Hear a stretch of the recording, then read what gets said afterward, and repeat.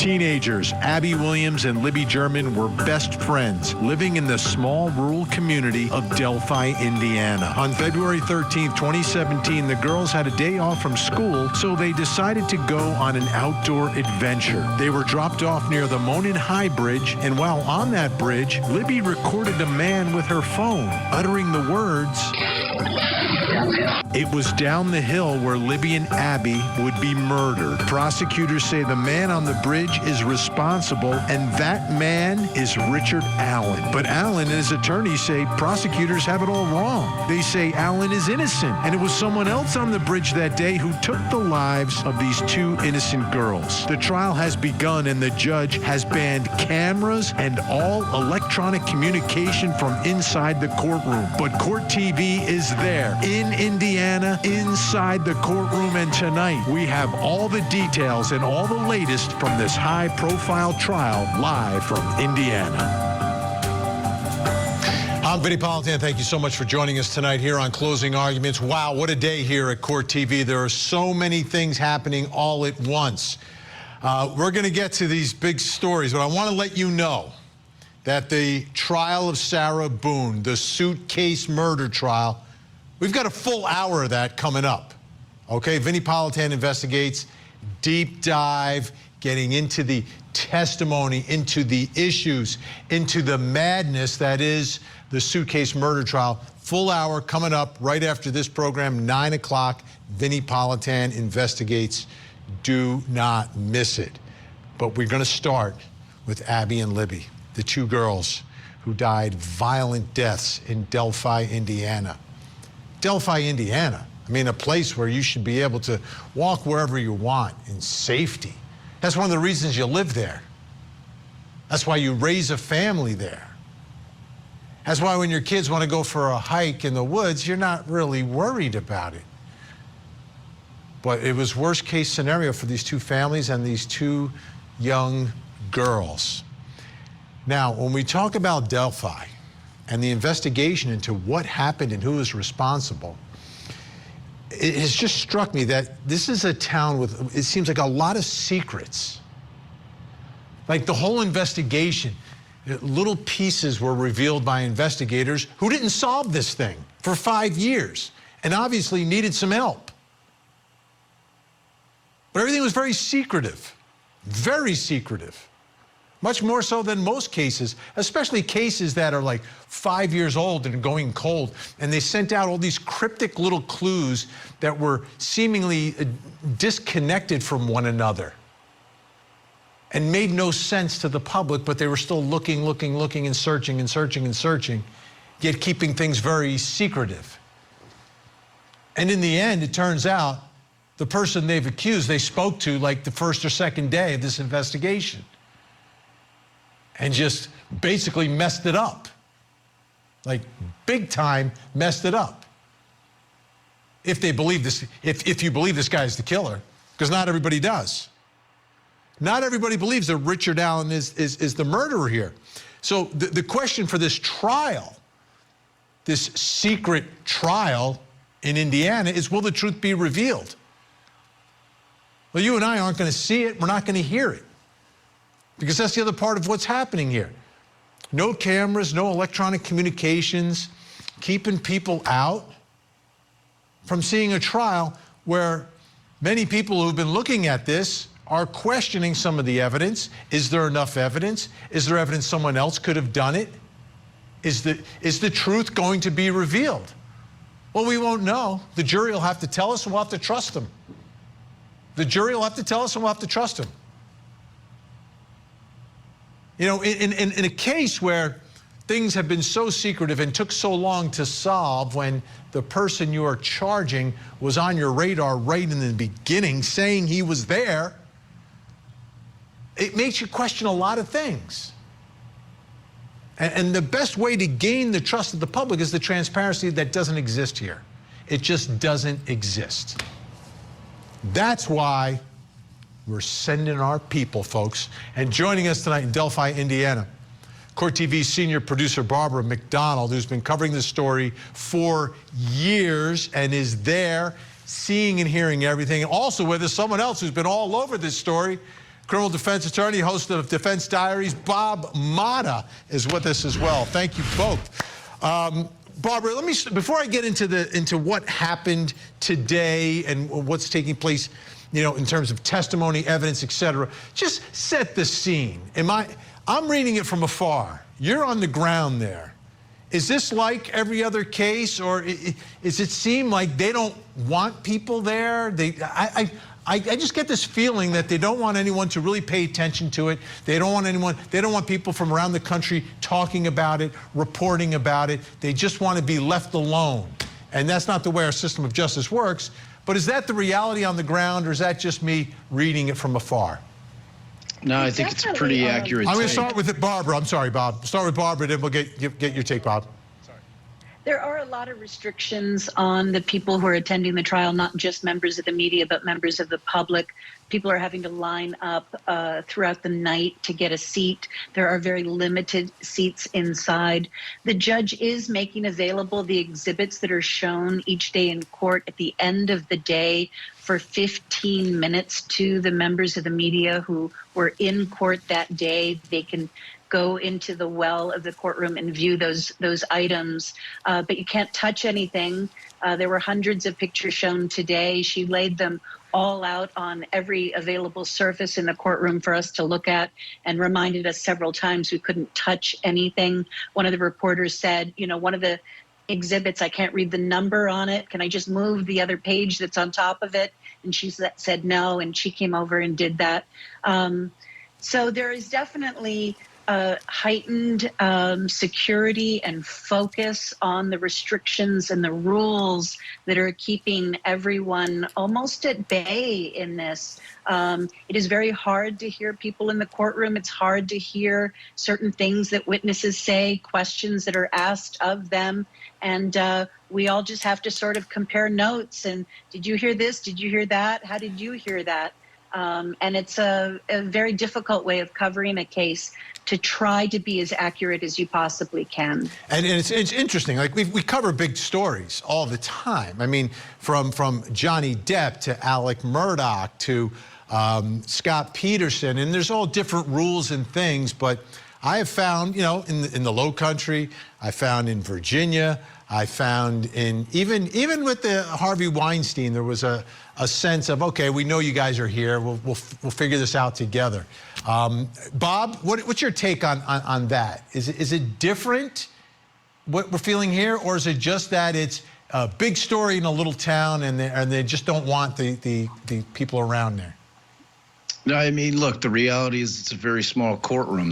There's no question about that. But the way that they're handling it, and for instance, the people that are camping out for the 23 or 24 seats that are available to the public, they're not allowed to leave for lunch because they clear the courtroom for lunch break, which means it's free game. So those folks who slept outside, who are wanting to watch a full day that they've earned by sleeping outside on the concrete, now have to skip lunch and stay in line until they open the courtroom back up so they can run in and get a seat again. I've never seen anything like it, to be honest with you. Okay. I mean, I've been covering cases for a while, and I've tried cases for much longer, and I've never seen anything like this, to be honest with you. Well, we'll see how things progress here. The most important thing is that the truth comes out, hopefully, in the courtroom. So, Barbara, you and the jury, you saw pictures of the crime scene today.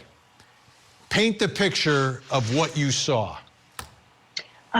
Just dozens and dozens of images of the scene, looking at the area where the bodies were found from the creek and from different vantage points as they moved closer and closer to the bodies.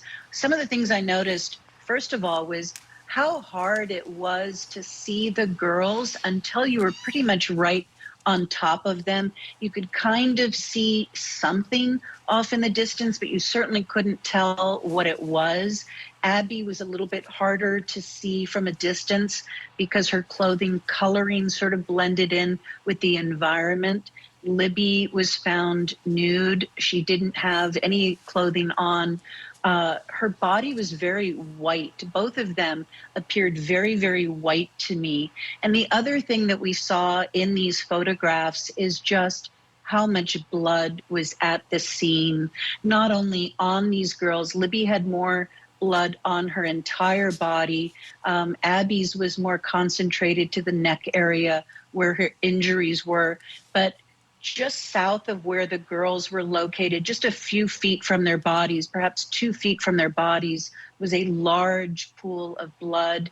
The tree that Libby was up next to was not the tree that had the F marking on it, as people have come to know.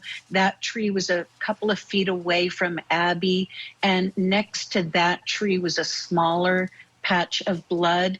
The other thing we learned from these photographs is that that F tree not only had that blood marking that some people have interpreted to be some sort of a runic symbol or letter F, but there was another spot of blood on that same tree over on one of the sides of the tree. Bob, your thoughts about this?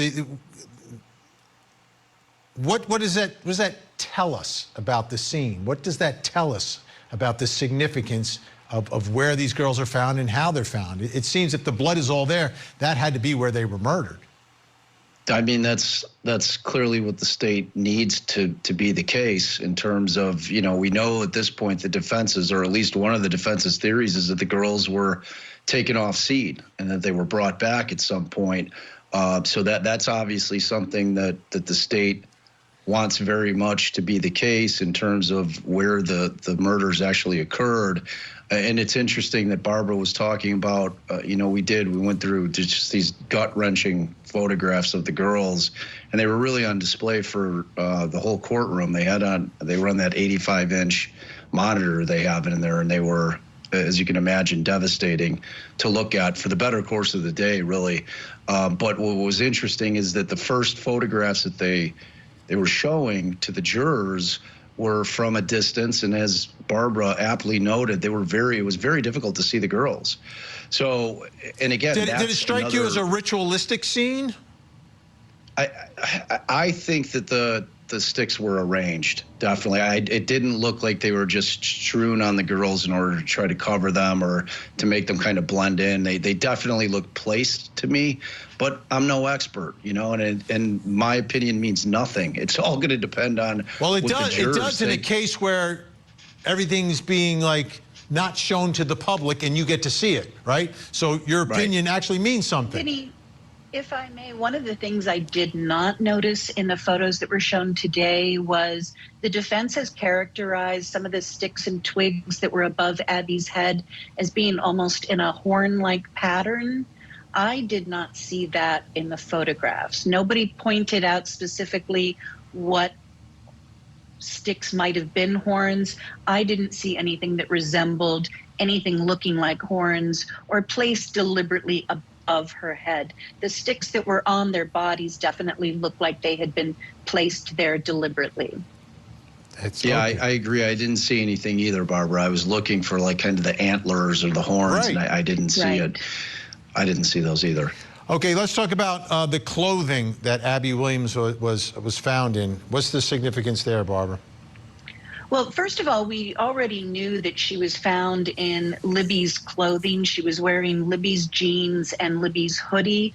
What the crime scene investigators talked about today is that her clothing was wet to the touch. All of it was, including her shoes. She was wearing her Converse sneakers, and that all of her clothing was wet or moist to the touch, with the tops of the jeans, the top parts of her thighs, that was, they said, starting to dry, but the areas where the jeans were sort of crumpled up was definitely more damp. And they said it was not from condensation, that it was more consistent with having been in the water. The other thing was, even though Abby was wearing her Converse shoes, when they took those shoes off and photographed the bottoms of her feet did appear dirty with debris from the area, as if her shoes had been off at some point and then put back on. So if they're crossing the creek, Bob, that's significant, right? For the state. Yeah, that's their whole theory. I mean, they need the creek to be crossed in order for Richard Allen to be their guy, because if it happened where they didn't cross the creek, then that kind of blows their whole theory up. So they definitely need that creek to have been crossed, which is why whether or not the clothes were wet has been a real bone of contention on cross-examination. And frankly, there were two of the CSI guys that kind of give a little bit of contradictory testimony. The last witness up said that they were wet to the touch, as Barbara noted, but earlier in the day, I think it was the second witness, the second CSI, said they were a little damp. Like he had a different, but he wasn't really touching things either. Like, and he was kind of a hands-off CSI. Our last witness for the day was what they termed the lead investigator as far as the CSI went. So he was far more hands-on than anybody else that had testified today. Barbara, what else was found in that creek? So in the creek, we knew that they had found a tie-dye shirt and a Nike shoe. In addition to that, Abby's jeans and her underwear, or somebody's underwear, was in the jeans, and it looked like they had all been taken off one time and were completely inside out. All the clothing that was found in the creek was described as being inside out, including that tie-dye shirt. In addition to that, they also found a pink sock, the gray hoodie that Abby had been wearing earlier in the day that had belonged to Kelsey, a black tank top, and a black sock. And they were not all found in the same exact area. The hoodie, the gray hoodie that Abby had been wearing, was actually completely submerged in the creek. And I believe the jeans were also fully submerged. Some of the other items were more stuck on debris in the creek and could be visible from the surface of the creek. Bob, I think to take off your own pants, it's very difficult to make them inside out. Someone else has got to be taking those off. Or they were wet. Like that's the thing. You know, I mean, have you ever had wet jeans and you tried to peel them off, Vinny? I mean, they're tough to take off. So that could definitely be a situation where that would push that kind of that motive, or not necessarily that motive, but that theory forward that the girls had to cross the creek. But yeah, they're tough to get off if they're not wet all the way inside out. And I agree with Barbara. That's exactly how it appeared, is that they were pulled off all in kind of one fell swoop, just pulled off, and not necessarily by Libby. Right. And how far away, and quickly, if you know, how far away is the stuff in the creek from where the girls are found? I think they testified between 40 and 50 feet. Okay. Maybe between 30 and 50. So, okay. And they were strewn close. about. Right, strewn about, but relatively close. All right, Barbara, finally, let's talk about the bullet that was found at the scene. Now, the girls weren't shot. Their throats were slit. Correct. And they didn't find the bullet. It wasn't visible to the naked eye as they were at the crime scene. They testified, the crime scene investigators, that as it got a little bit darker, they started to use this alternative light source technology that they have that requires the use of goggles, and that looks for biological material, saliva or semen, something like that. And the two of the crime scene investigators had those goggles on and were looking for that type of material. The third investigator who was there did not have the goggles on, and he said as the light went over a particular area, he saw something that was glittering or shiny, and so when they zoomed in on that area and took a closer look at it and moved some of the leaves away, they were able to see this bullet that was tipped side down in the ground. The only part that was exposed was the primer or the head stamp area that showed it was an unfired .40 caliber Smith & Wesson bullet. And that the rest of it was underground.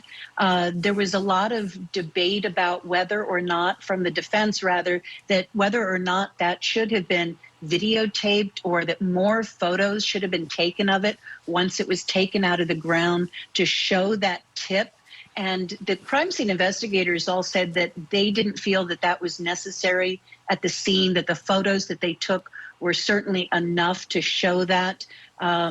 And Andrew Baldwin at one point said, you know, how do we know that the bullet that was taken out of the ground is the same one that may end up in court admitted as evidence? And it was interesting because one of the jurors asked a question about that when they were given that opportunity.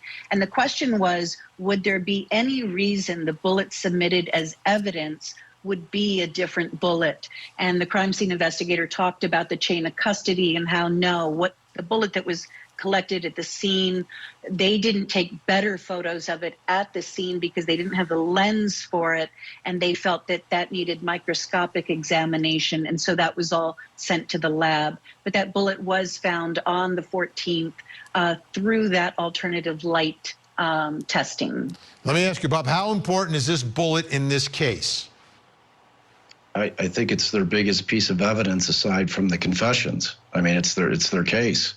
You know, I mean, if you were to strip away the confessions, if we're going to go by Nick McClelland's opening statement, we've heard everything that they had. There was no bombshell that came out. There was no additional evidence. We were all like, well, do they have more? Did they get evidence post-arrest? Which, you know, law enforcement's always counting on. You know, I'm sure when they were going through his devices, they were hoping they were going to find stuff to connect him to the murders, and none of that happened.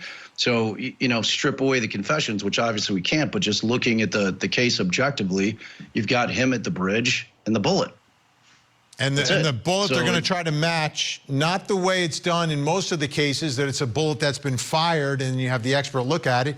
It's just a bullet that was inside the weapon and then somehow discharged from it without being fired. Through. Right, just sort of going through the gun but not being fired. And, you know, that's not the same level of definitive matching that you would normally get. Okay, we're out of time for tonight, but we've got like, what, another 4 or 5 weeks of this. So Barbara McDonald, Bob Motta, thank you both so much.